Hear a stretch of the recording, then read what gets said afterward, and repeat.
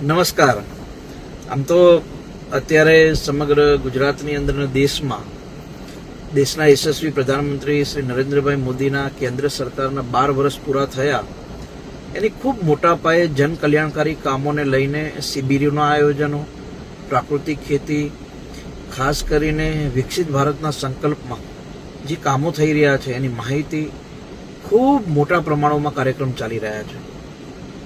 આની સાથે સાથે અત્યારે દર વર્ષની માફક આપણે આ વર્ષે પણ એટલે કે સતત 5મું વર્ષ છે કે વિરમગામ વિધાનસભાની 170 થી વધુ સ્કૂલોના 70,000 બાળકોને 8.5 લાખ ચોપડાઓ નિઃશુલ્ક આપીએ છીએ. પ્રવેશ ઉત્સવ તો હજુ 23, 24, 25 તારીખથી ચાલુ થવાનો છે.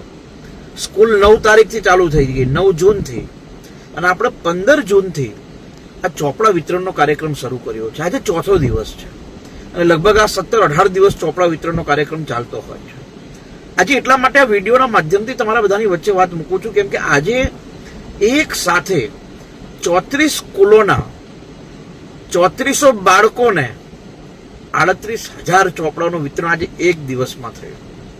વિરમગામ, માંડલ, દેત્રોજ અને નળકાંઠા વિસ્તારના ભારતીય જનતા પાર્ટીના સૌ ચૂંટાયેલા પ્રતિનિધિઓ, ભારતીય જનતા પાર્ટીના હોદ્દેદારો, કાર્યકર્તાઓ અને ખાસ કરીને સામાજિક આગેવાનો આ મુહિમમાં જોડાયા છે અને ચોપડા વિતરણ શાંતિપૂર્ણ રીતે, ઝડપથી દરેક બાળક સુધી ચોપડા પહોંચે એના માટે જે મારી આખી ટીમ સહયોગ આપી રહી છે હું એનો દિલથી આભાર વ્યક્ત કરું છું.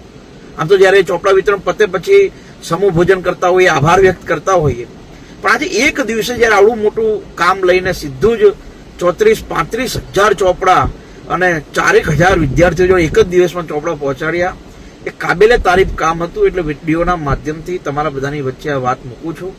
વિરમગામ, માંડલ, દેત્રોજ, નળકાંઠા અને વિરમગામ શહેર પ્રાથમિક શાળાથી લઈને માધ્યમિક અને ઉચ્ચતર માધ્યમિક, સરકારી શાળાથી લઈને ગ્રાન્ટેડ શાળા, પ્રાઇવેટને બાદ કરતા તમામ શાળામાં આપણે ચોપડા વિતરણ કરીએ છીએ. 2022થી આ ચોપડા વિતરણની શરૂઆત કરેલી, 2026 ચાલે છે. અવરિત ચોપડા વિતરણનું આ સેવાનું કાર્ય ચાલવાનું છે. ઘણા કામો મત માટે નથી હોતા, ઘણા કામો આશીર્વાદ માટે હોય, ઘણા કામો સારા કર્મ કરવા માટે હોય. મારા સ્વર્ગીય પિતાશ્રી હંમેશા કહેતા કે કર્મ સારા હોય તો એનું ફળ સારું મળે. એ જ ભાવ સાથે આ ચોપડા વિતરણનો કાર્યક્રમ આપણે કરતા હોઈએ છીએ.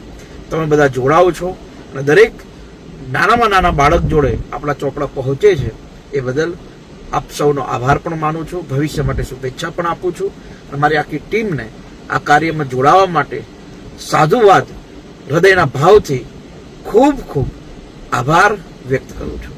જય હિન્દ.